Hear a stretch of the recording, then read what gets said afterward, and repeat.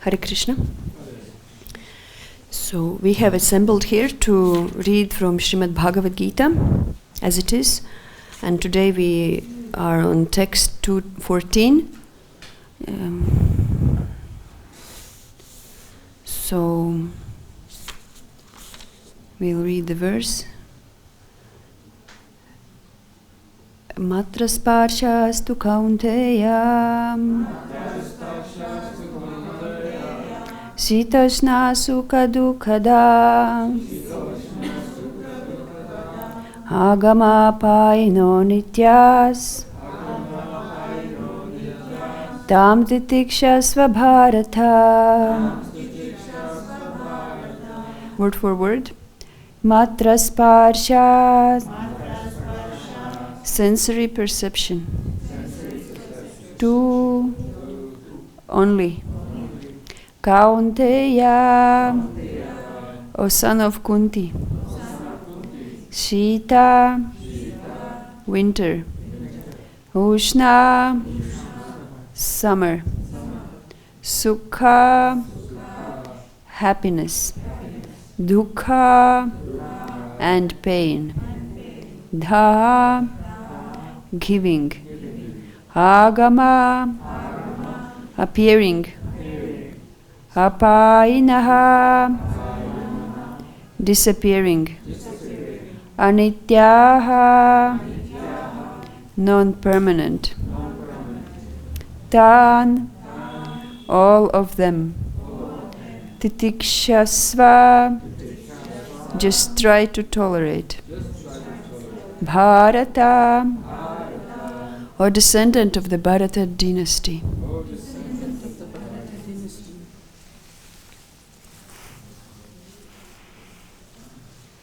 Translation and purport by His Divine Grace A.C. Bhaktivedanta Swami Srila Prabhupada. Srila Prabhupada ki jai. O son of Kunti, the non-permanent appearance of happiness and distress and their disappearance in due course are like the appearance and disappearance of winter and summer seasons. They arise from sense perception, O sign of Bharata, and one must learn to tolerate them without being disturbed. O son of Kunti, the non-permanent appearance of happiness and distress and their disappearance in due course are like the appearance and disappearance of winter and summer seasons. They arise from sense perception, O sign of Bharata, and one must learn to tolerate them without being disturbed. Purport. In the proper discharge of duty, one has to learn to tolerate non-permanent appearances and disappearances of happiness and distress. According to Vedic injunction, one has to take his bath early in the morning, even during the month of Magha, January and February. It is very, very cold at that time, but in spite of that, a man who abides by the religious principles does not hesitate to take his bath. Similarly, a woman does not hesitate to cook in the kitchen in the months of May and June, the hottest part of the summer season. One has to execute his duty in spite of climatic inconveniences. Similarly, to fight is the religious principle of the Kshatriyas, and although one has to fight with some friend or relative, one should not deviate from his prescribed duty. One has to follow the prescribed rules and regulations of religious principles in order to rise up to the platform of knowledge, because by knowledge and devotion only can one liberate himself from the clutches of Maya. The two different names of address given to Arjuna are also significant. To address him as Kaunteya signifies his great blood relations from his mother's side, and to address him as Bharata signifies his greatness from his father's side. From both sides, he is supposed to have a great heritage. A great heritage brings responsibility in the matter of proper discharge of duties. Therefore, he cannot avoid fighting. Om Jnanatimirandasya Jnananjana Shalakaya Chakshurun Militam Yena Tasmai Shri Gurave Namaha Shri Chaitanya Manobishtam Staptitam Yena Bhutale Svayam Rupa Kadamayam Dadati Svapadantikam Vandeham Shri Guru Shri Yuta Pada Kamalam Shri Guru Vaishnavamscha Shri Rupam Sagrajatam Sahagana Raghunatan Vitam Tam Sajivam Sadvaitam Savadutam Parijana Sahitam Krishna Chaitanya Devam Shri Radha Krishna Padan Sahagana Raghunatan Sahagana Lalita Shri Vishakhan Vitamscha He Krishna Karuna Sindhu Dinabandhu Jagatpate Gopesha Gopika Kanta Radha Kanta Namostute Tapta Kanchana Gaurangi Radhe Vrindavaneshwari Vrishabhanu Sute Devi Pranamami Hari Priye Vancha Kalpatarubhyascha Kripa Sindhubhya Evacha Patitanam Pavanebhyo Vaishnavebhyo Namo Namaha Jai Shri Krishna Chaitanya Prabhu Nityananda Shri Advaita Gadadhar Shri Vasadi Gaura Bhakta Vrinda Hare Krishna Krishna Krishna Hare Hare Hare Rama Rama Rama Hare Hare. So, the verse, I read again. O son of Kunti, the non-permanent appearance and disappearance of distress and their disappearance in due course are like the appearance and disappearance of winter and summer seasons. They arise from sense perception, O son of Bharata, and one must learn to tolerate them without being disturbed.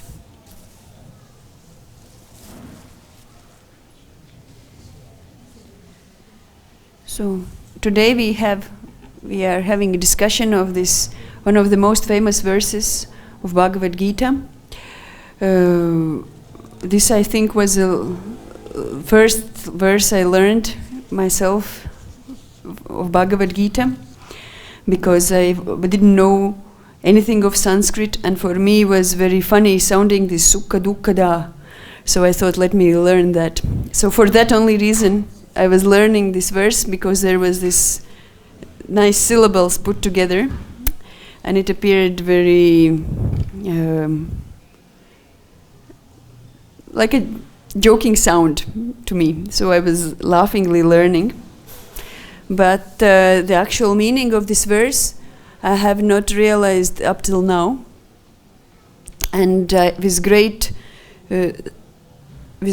hope and little bit of patience, I'm trying to imbibe it in my life. So the main, there is this verse you can tell in one word, and it's tolerance. And what to speak of devotees, even for ordinary people, tolerance is necessary, a necessary part of life. Maybe for other people it cannot be called as tolerance. It can be called as a suffering and struggle for existence, and they just survive. So it can be called as a survival. But for a person with knowledge, it is tolerance. So Prabhupada describes that suffering is inevitable. It's not just Prabhupada describes. It is written in every Shastra, therefore Prabhupada is teaching that to us. The suffering is part of this world. So it means suffering is part of our lives, because we are now situated in this world. The same as happiness, the same also suffering is part of our life. So everybody faces it. Ant is facing it. The cow is facing it. The human is facing it. Even demigod is facing it. Everybody in the realm of this material world is facing happiness and distress, because it's a world of duality. So, somebody ignorantly tolerates it. We cannot say tolerates, just exists and takes it and goes on, because what else to do? But then for a devotee it's advised that the devotee should tolerate with knowledge, and that knowledge helps actually that survival turn into tolerance, which is a Brahminical quality. So as a Brahmana, person who is a Brahmana by nature, the tolerance is a natural part of his quality, of his character. But as Vaishnavas, we may not be necessarily Brahmanas by birth or even not by qualities, but because of the knowledge, the tolerance is there to practice. And a Vaishnava, because Brahmana is included in Vaishnava, naturally, the tolerance is like a part of the Vaishnava's whole existence. So I'm mentioning so much this word knowledge. So what is that knowledge in this context? What is that knowledge I'm talking about? So this knowledge is not just any ordinary knowledge. It is a knowledge about a spiritual and a spirit and a matter. It is a knowledge that we are not this body, and whatever that so-called suffering we face, it is actually for this body or the mind. That's why it is said matras parshas, sensory perception. So sensory, it doesn't talk about Satchitananda spiritual senses, which is our original spiritual body. It talks about these gross senses and also mind, because sometimes also something can be unpleasant to mind although body is comfortable. But mainly it is for the gross body. The more one identifies with the body, the more whatever suffering comes across matters. The person who doesn't identify with the body, that suffering is not playing a big role in one's life. Like Srila Prabhupada often explains that the person sits in an expensive car, he thinks he's a car. And there is some rickshaw who turns in front of him and he said, "Hey rickshaw, get off the way." So he immediately thinks he is a car. So he thinks some insignificant rickshaw should move away, but he doesn't understand that a rickshaw is the same human and he is the same human, and that human is not even a human, it is actually some kind of spiritual personality which has been covered by the human's body. So, and it's not just a story to illustrate this, it's actually true. I have seen myself how in a rush on the streets, in the traffic jams, the auto rickshaw calls electric rickshaw, "Oh, battery, move, move." And a battery says, "Oh, auto, go, go." No? So we call like this. So the same way we are born in these yantras, in these machines. So we think, "Oh, I am a man." And then I would say, "You, move, move." And I'm a woman. And I would say, "You, move, move." And a dog will say to cat, "Move." And a bull will say to monkey, "Move." So we all like this, on misidentification, on account of misidentification with this body, try to lord over in this material world. We have come to this material world with a great hope to be lords. And because that hope is not met, because of that frustration, the things that's happening appears as suffering. And that's why, to get out of that concept of being a lord, we are advised to tolerate. So with that knowledge, that actually, no, I'm not this body, and not just I'm not this body, I'm not the Lord. I'm not Ishvara, and I'm not Bhogi. I'm not these things. So if I am not Ishvara, then nothing is in my control. So what expectations I can have? Yeah? Because frustration comes from expectations. If I'm a Lord, in charge of something, I have made a plan or a vision in my mind.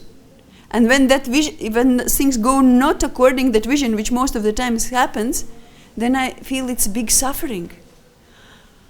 And if I'm a bogi, I am assuming I have to have everything according to my sense gratification, which also not always happen. Hardly any time it happens.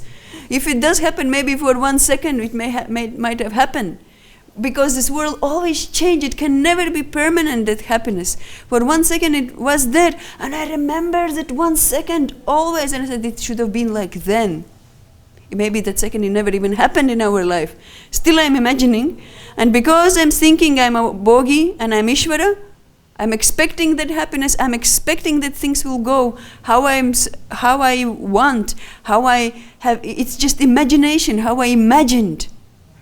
Therefore, suffering is there. So that's why slowly we're learning that I'm not bogi and I'm not Ishvara.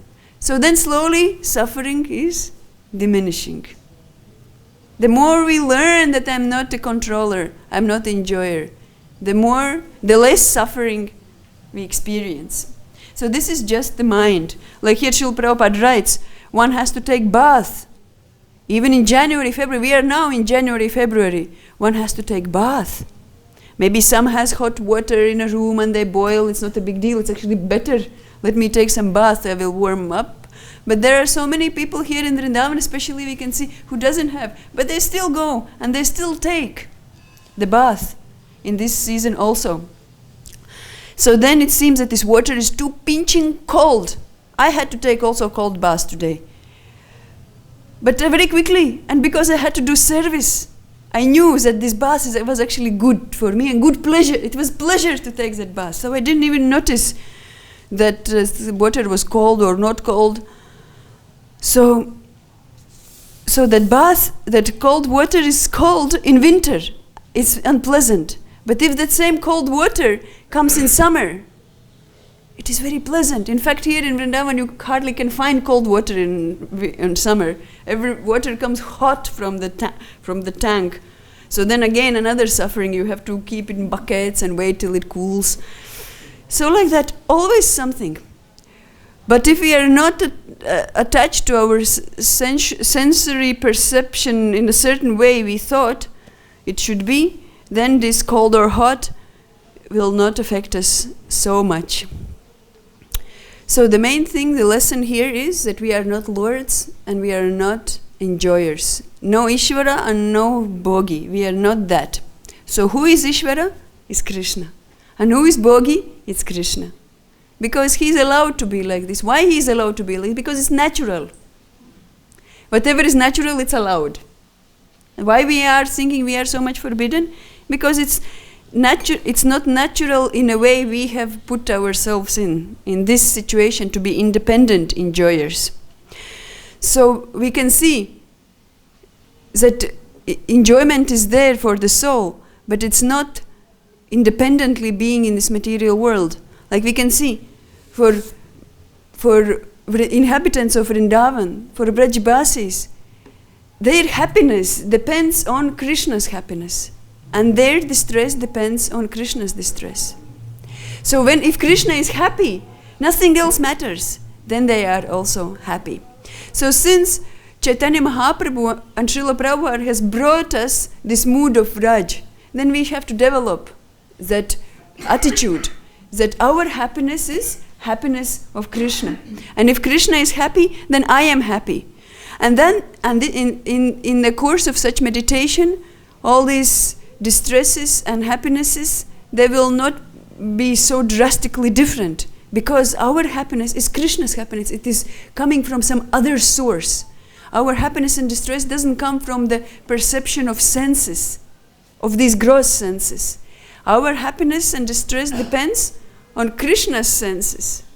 And our spiritual senses are connected with Krishna's senses directly, because we are part and parcel of Krishna. So therefore, that kind of happiness is natural, and in that kind of happiness there is no frustration and there is no end. Rather, this happiness is ever increasing. This is another feature. It's not just some kind of happiness that you experience for eternity, the same again and again. It's ever increasing. So because if happiness remains the same, at one point becomes boring and again it turns into distress. That's what we experience in this world. But with Krishna, it's not like that. So to attain that state, to come closer to that state, to identify our happiness with Krishna's happiness, to attain, to imbibe that mood of Vrajbasis, that Krishna for them is the only source of happiness, and not that their happiness is happiness for their sake. They want to be happy for Krishna's sake, to be happy for Krishna, to enjoy, if there is any enjoyment, for Krishna, because Krishna will enjoy, not that because of me. So to attain, to come closer to such state, Bhagavad-Gita advises tolerance. We have to deliberately tolerate. We have to deliberately tolerate, not just tolerate somehow. Everyone tolerates somehow. Everybody in the world has to face this difficult, so they have to tolerate. They not just die. They won't die. They tolerate somehow. But a devotee has to tolerate with knowledge, has to tolerate deliberately. So then that higher state of life will come. The person will rise to goodness, and from that goodness, the transcendence will open the door. So Chaitanya Mahaprabhu in Shikshastakam also suggests the quality of tolerance. Humility and tolerance is together. If one is humble, one is tolerant. And if one is humble, the tolerance is the external sign. It's almost like a tolerance is external manifestation of humility. If one is humble and he thinks, I am not enjoyer, I am not the Lord, I am a servant of the servant of the servant of the servant of the maintainer of the gopis, who is Krishna. I am that servant of the servant of the servant. If a person has such an attitude, then naturally he will be humble, because if person understands I am not a controller, then none of the circumstances are under my control. So there is no place for adjusting. There is no adjustment. If we don't like something, we try to adjust. We tell, oh, can you sit that side because I can't see the deities. Now you're covering a little bit. I was here first and now you sat here and now I can't see anymore. So if I think that I am servant of the servant, including to that person who came to see. So I am not saying, because my master has come. That is just one of the examples. There are many millions. So anyone who thinks themselves actually a servant does not make any adjustments. And that's called surrender. When we stop making adjustments in our life, that's called surrender. Because especially here in Vrindavan, we should understand, and it's much easier to understand, that Vrindavan is kingdom of who? Of Radharani. Because Radharani is queen. Of course, then kingdom has to be king. Yeah? That's why you call kingdom. I don't know how you say in English when the queen is in charge. How do you say? Also kingdom. Yeah. So this is a kingdom of Radharani. She is a queen of Vrindavan. She is in charge. She is Vrajeshwari. Yeah? Krishna is the moon of Vrindavan. Yeah? He is a king of dance, king of rasa, Rasaraj. Yeah? But Radharani, she is coronated as Vrajeshwari. So in her kingdom, nothing can go wrong. We have to meditate always. Nothing can go wrong in Radharani's kingdom. How? Not possible. So if we surrender, we accept. So that stop making adjustments means we have surrendered. So humility, tolerance means surrendered. There are 6 qualities of surrender. And one of them is the humility. So the humility is a sign of surrender. And the tolerance is the expression of humility. So it all goes together.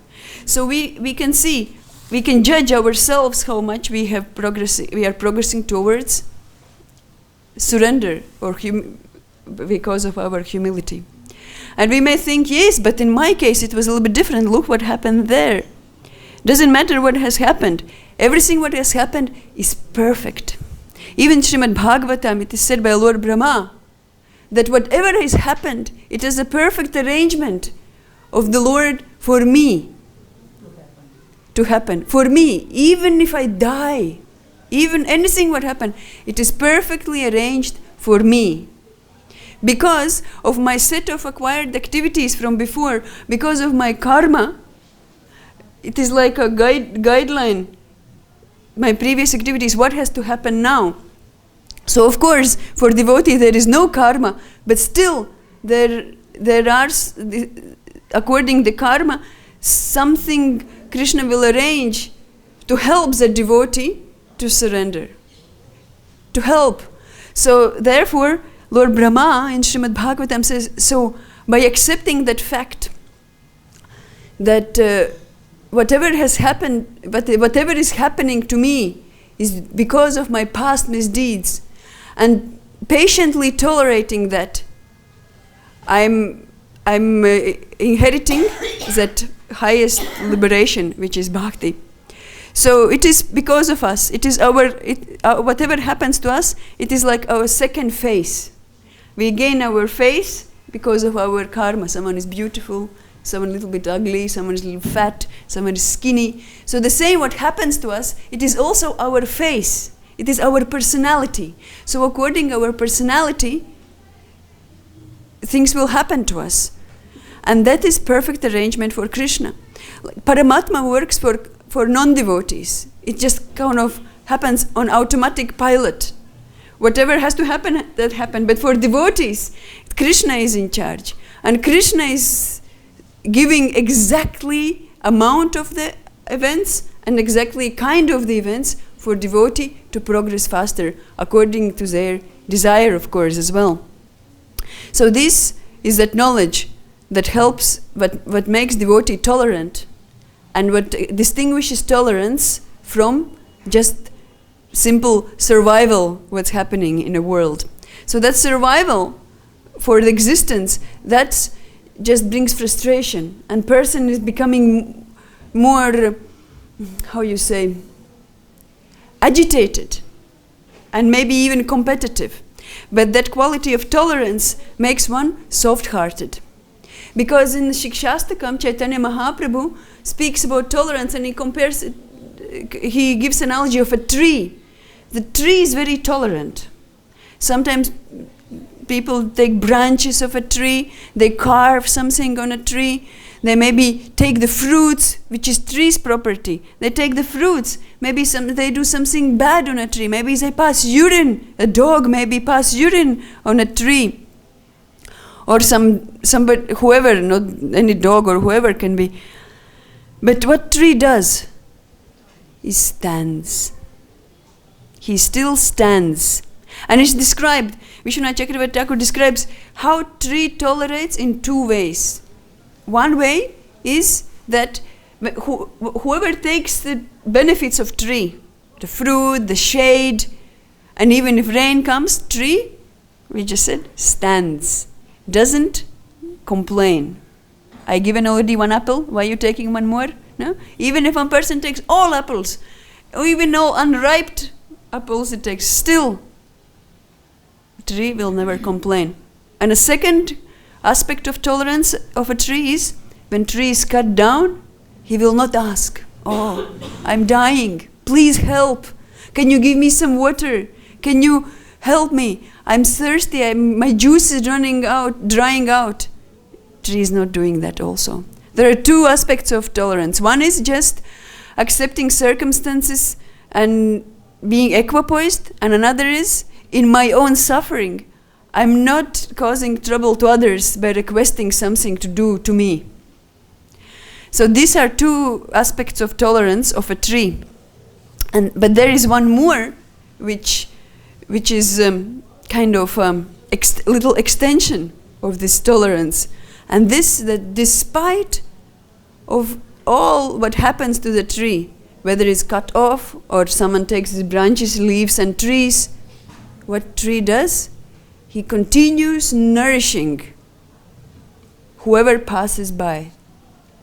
Sometimes we may think, okay, I will tolerate anything and everything what will happen to me. But I'm so fed up that I'm not going to talk to anyone and I'm not going to see anybody. But this is not tolerance. The tolerance, the full, complete tolerance is that whatever happens to me, I'm continuing nourishing everybody who is all around me. So this is tolerance. So this is the tolerance of tree, but this is not tolerance of us. Chaitanya Mahaprabhu said that a devotee should be more tolerant than a tree, which we just described now. It is for a tree. But for a Vaishnava, it is more than that. It's more than that. And humility of a grass. Whoever steps on a grass, he never complains. He continues growing. But that's for a grass. But for a devotee, should be more. So it's more humble than a grass and more tolerant than a tree. So then what is the result? When these qualities we try to practice, maybe we already gain some progress, what is the result? The result is Kirtaniya Sada Hari. Kirtaniya Sada Hari. Sada means always, eternal. So what is the nature of soul? Eternal. Sat Chit Ananda. So Sada Hari is actually the dharma of the soul. Eternal person does eternal thing.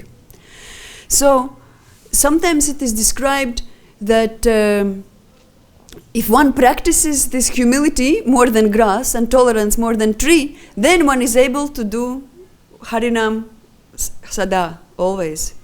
But sometimes it is described, if one does Harinam always, then these qualities will grow also.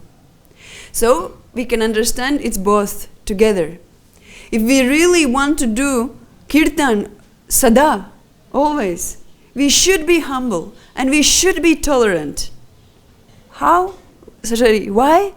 That we don't commit any aparadas. Because the aparadas, the offenses are that these are our enemies that stops us from chanting the holy name always. Because we have no taste, we have no interest, we are indifferent, lazy, sleepy, full of material enjoyment. So this we cannot overcome when we commit offenses. So whoever is humble, whoever is tolerant, where is the question of offense? Humble and tolerant. So then one can chant constantly because there is no obstacles for that. And when one chants constantly, then of course the humility and tolerance naturally arises in a deeper and more profound way. So also here in Bhagavad-Gita, this is a famous verse. Everybody learns it, everybody knows by heart. But next verse actually explains also what is the follow-up, or like what follows this quality. What follows if someone is tolerant like this and not disturbed. So then Krishna says, O best among men, Arjuna, the person who is not disturbed by happiness and distress and is steady in both is certainly eligible for liberation. So this verse brings us to Krishna. So that's how this verse is so important. And it doesn't stand alone, it stands together with another one that explains that by this quality of tolerance we can attain the lotus feet of Lord Shri Krishna. So the key point is we are not this body. And if we are not this body, where our efforts should go? Our efforts should go to attain our original position. Because this statement of, I am not this body, this is actually the lesson number 1. And this lesson number 1, in fact, is the only lesson. There is no other lesson. And the lesson, I am not this body, is one lesson, but it's very deep and very wide and with so many details. One can spend a lifetime or even many lifetimes to learn that lesson. So this lesson starts with negation. I'm not this body. so many transcendentalists get attracted to this point. But then how they develop it further, that's already is another question. But for us Vaishnavas, that I am not this body, it is like a sutra, which can unfold like Aham Brahmasmi. It is one sutra, but it has a deep meaning. You can so many purports you can write. So the same is this: I am not this body. It's a lesson number 1, and it's only lesson, but there are so many points in it. So one is I am not this body, I am the soul. So if I am not this body, so whatever happens to this body doesn't happen actually to me, so I can tolerate. But then what do you do with another part of it? Okay, you are not this body, you can tolerate what happens here.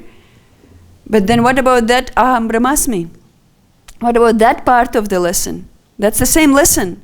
But what to do with that aspect of it? So Aham Brahmasmi, I am Brahman. So then the whole literatures, all our scriptures are meant to analyze that point. We cannot do it here in one class, but briefly we can describe that the first thing is to understand that Brahman is eternal, and there is Param Brahman, who is Krishna, and we are the part and parcel of Krishna. So, but it's not part and parcel like a watch that you dismantle it and there are so many parts and parcels and then you put again together and then it becomes watch, and then when you dismantle the watch is not there, only parts and parcels. That's not kind of part and parcel what's meant here. Here is that the supreme whole is always complete, and whatever emanates from that supreme whole is also complete. So Jiva is that one of those supreme wholes that is complete, and it's perfect on its own. The Jiva, the living entity. And what is the relationship with that part and parcel Jiva with the Param Brahman is that one is a servant and one is the Lord. And what kind of Lord is Krishna? He is not Lord that again we experience here in this material world. He is a Lord who is a friend of all, he is owner of everything, and he is ever well-wisher, and he is an enjoyer. So if someone's friend is enjoyer and he is a well-wishing on that friend, then naturally the friend also will get something to enjoy. So someone may be fearful that if I surrender, now I'll be tolerant and I'll be so humble, and then later on what happened to me? I'll just get smashed and then what? So better I don't go that path. But it's not like that, because this humility and tolerance, it's actually for one who is embodied in this gross body.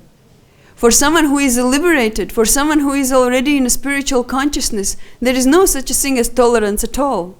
Because these dualities, material dualities doesn't touch that kind of person.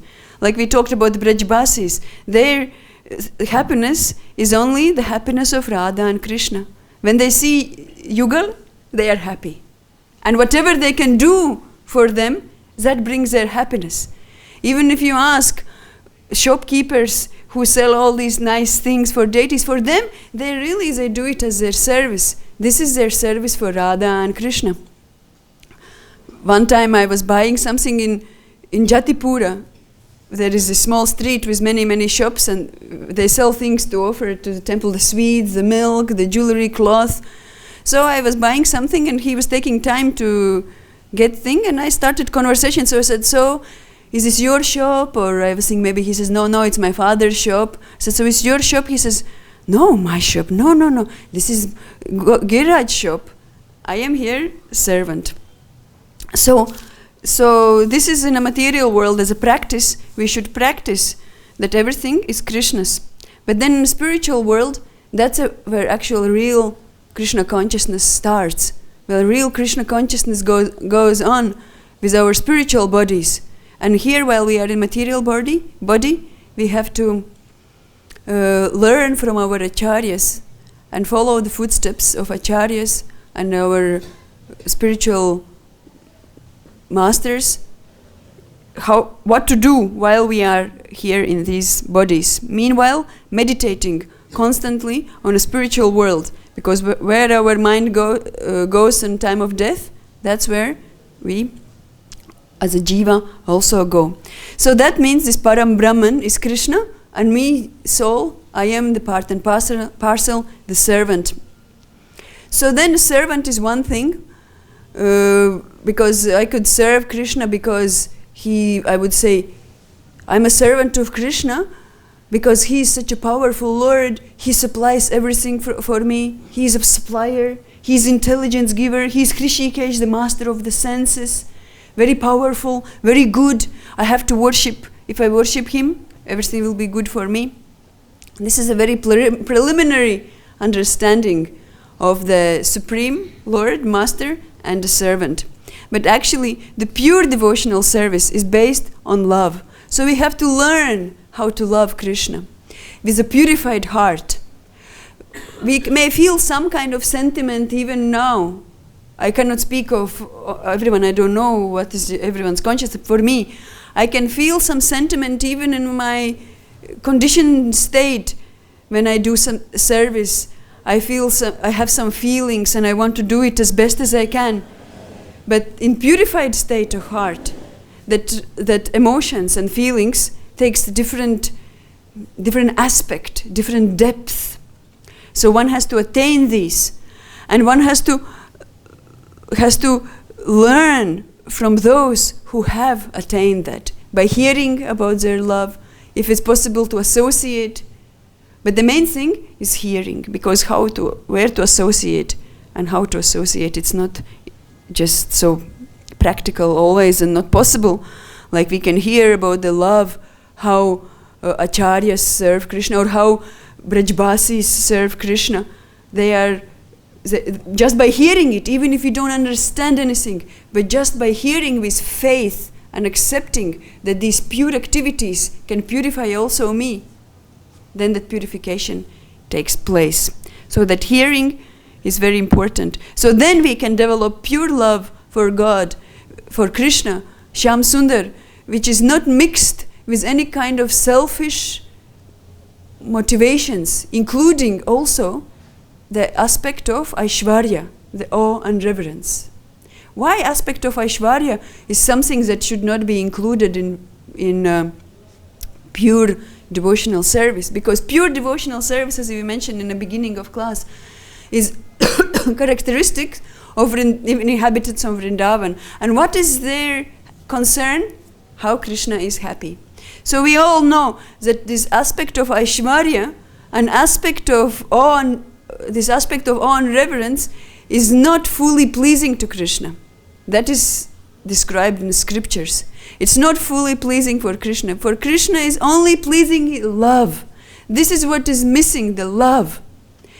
That's what Krishna misses from us. He doesn't miss our body. He doesn't miss our sari, how we dress. He doesn't miss our managerial skills. He doesn't even miss our cooking. Because in spiritual world, Radharani cooks nectar for Krishna. And here we sometimes fight. Someone cooks pasta and someone says, oh, pasta, what do you cook pasta? Someone cooks dal bori in Bengali and they think, oh, this is a bona fide thing. We think like this, but actually in Vrindavan, Radharani cooks nectar for Krishna. So whether it's pizza or shak or whatever from this material world can never compare from that nectar what Radharani cooks for Krishna. So why Radharani's cooking is that nectar? Because her heart, her love for Krishna is like nectar. So that's what Krishna wants from us. We can never attain that purity of love that Radharani has, but we can attain that purity of love that is our capacity. And that 100% pure love that is not contaminated with anything, including Aishwarya, because Aishwarya brings the love to some degree down. Yeah? So that love will attract Krishna. And our only endeavor, whatever we do in our lives, should be to attain that state of love. So we should hear about the qualities of those amazing eternal devotees who serve Krishna with that pure love. And hearing of that love itself will purify our hearts.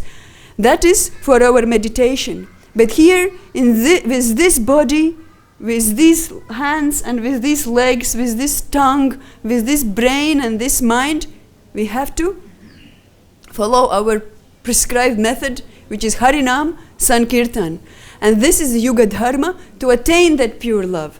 This is specifically a gift of Chaitanya Mahaprabhu, and he has given that now in this Kali Yuga, and it is something that no one else has given before. So why we should be so foolish to not take advantage of it? We should always take advantage of that opportunity of Harinam and Sankirtan, especially here in Dham. There is no scarcity of Harinam Sankirtan. We should do it inside or outside, while working or while sitting, while doing whatever we do. And if we are fortunate, even in our sleep. So let's surrender to this process, and this surrender to Harinam Sankirtan will bring us to the surrender to lotus feet of Radha and Krishna, and that's a perfection of our life. Hare Krishna. Is there any points of discussion? Wait, Mike.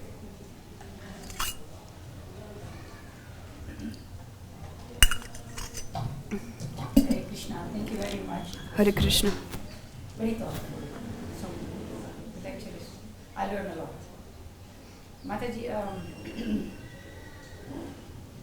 you said so nicely, Krishna is not interested in our clothes, our food, our... Speaking the mic. He is not interested in nothing else but our pure love. Please, maybe, I don't know, can you tell me, how can I reach, how can I attain, and how am I serving Krishna with love? Yeah, I just said you have to perform Harinam Sankirtan. In the temple, there's so much going on, so you can go there and take part, and you will see what will happen to you. Without doing it, you will not see. So that sounds very simple. Yeah, it is, because in Kali Yuga we cannot perform anything else. Even in other yugas it is very simple, but at least people are eligible to do something else. But here, this is also a thing, it is so simple that we lose faith in it. It is described that people think if I take some bitter medicine, it will work better. But if I take something very simple, some herbal, Ayurvedic medicine, it will not work. Let me take something very bitter and harsh. Make some surgery, cut something, then it will help. So that's why it's difficult to believe that just by Harinam and Sankirtan, the perfection can be attained. We have to do it. Everyone, I cannot say everyone, sorry. So many times we hear, oh, I'm so struggling with japa, 16 rounds, I finish a bus, I cannot do 64 rounds, oh Krishna, I can never do it, never in my life, I'm 30 years devotee, I never done 64 rounds, I cannot even dream. But why? Because Harinam Sankirtan is that what gives us taste for everything, including japa. So we should just do it. We should just do it. Everything is everything. Prabhupada says, you just chant as much as you can and everything will be revealed. So let's do it. Who stops us? Yes, Prabhu. Yes, only ourselves. Srila Prabhupada answers this question. He says, who stops us from chanting continuously? Who stops? Because we have no taste. That stops. And why we don't have taste? Because of offenses. But what is the most merciful? Gaur-Nitai is most merciful. So we just need to grab their lotus feet. How do we grab lotus feet of Gaur-Nitai? Not by just staring on them, not by just whatever doing else, by chanting and dancing in Harinam Sankirtan. That's what they've given to us. And by doing it, we prove, not to anyone else, to ourselves and to them, that we have surrendered to them. Even if we don't know anything, fools. Jaga and Madhurya were drunk when they were dancing in this Harinam Sankirtan. What did they know? It's not that you have to become Pandit first and then you dance in Harinam Sankirtan. Most unqualified are those who are most qualified. This is actually the, how you call it? I forgot this word now. Anyway, it doesn't matter. This is that thing that we may think, oh, I am so qualified, I did this, I did that, I did that. Whichever qualification you can list, this is your disqualification. Whatever unqualification you have, this is your qualification. Just go and dance in Harinam Sankirtan. And holy name is so amazing that it is said, even by passing or even by evacuating, while evacuating or while eating or sleeping, you chant the holy name of the Lord. It so always has to continuously go on.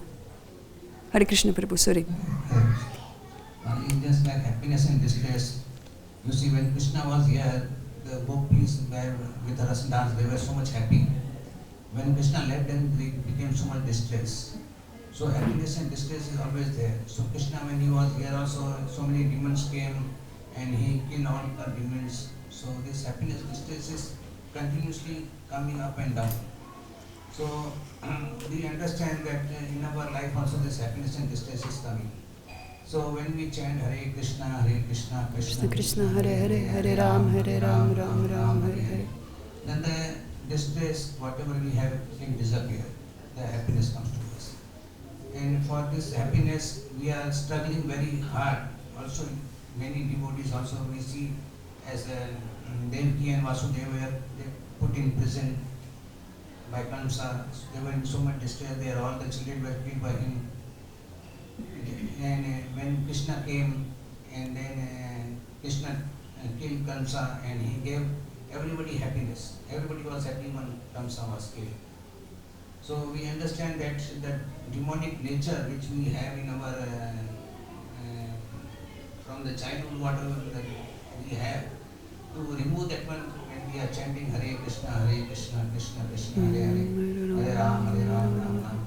That makes us happy. So Prabhupada also is chanting and be happy. So we are chanting and being happy. Then my point is that how everyone should understand that the chanting is the only source of happiness. Other sources are not very much. Even I am doing so many austerity, or I am fasting, or doing something, so that doesn't give that much opportunity to come closer to Krishna. So your question is how to make everyone understand that we should chant Hare Krishna. Yeah, it's very difficult, to do that. I have no idea how to do. But the main thing, just try to make yourself understand that you should do. And maybe when you do, then somebody will pick it up from you. But if I don't do myself, and I tell even the whole world, who is going to listen? I just like Harinam, Chaitanya Mahaprabhu said, in Kali Kala, Harinam, Harinam, Harinam Kevalam. The chanting of only Harinam, that will make you liberate from this material world. Yeah, he said, but no, who cares about what he said? Hardly anyone cares. So, but when we do, if you have taken these words seriously, then you do. If I have taken these words seriously, then I have to. We don't know what the whole world, they have heard it many times, but they still don't know, or they don't care. So that's why I say, who cares about these words? So who cares, they will take it up. Who haven't cared, they won't take. So if you care, you do. And you will see, everyone will say, oh my God, this man, he is always in kirtan and chanting so much. And from that kirtan, he got so much taste for japa. Now he's chanting. He's completely come to Uttam Adhikari, only seeing Krishna, Krishna, Krishna. And I have asked, what's your secret? And then you tell, go to kirtan. And then they will go. Because sometimes we think we can only talk.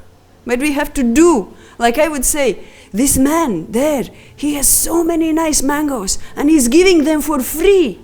Please go and take. And this person says, and what about you? Where are your mangoes? Oh, no, I didn't take. I just know the man is there. So who will believe me? Who will bother to go to that man? But if I come with a handful of mangoes, I'm carrying, look, try this mango. And go, he gives unlimited for free, go. Everyone will run. So like that, we start from our heart. I will say thank you to Prabhuji. I have started chanting Mala. I've done one today. So I have given answer to you. Because it was for me. I'm your new devotee. Hare Krishna.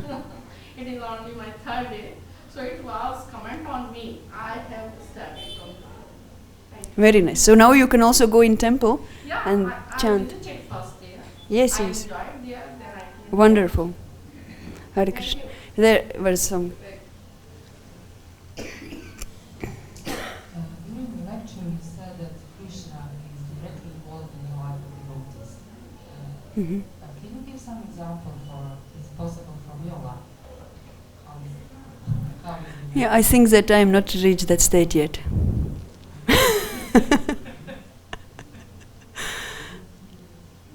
Sorry. Hare Krishna. Anything else? Thank you so much for your encouragement. All glories to Srila Prabhupada.